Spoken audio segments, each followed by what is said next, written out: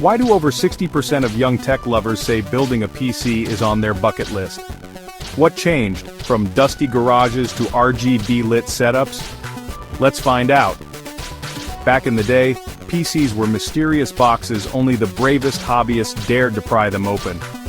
But as parts became easier to find and online guides went viral, building your own rig stopped being just for the tech elite.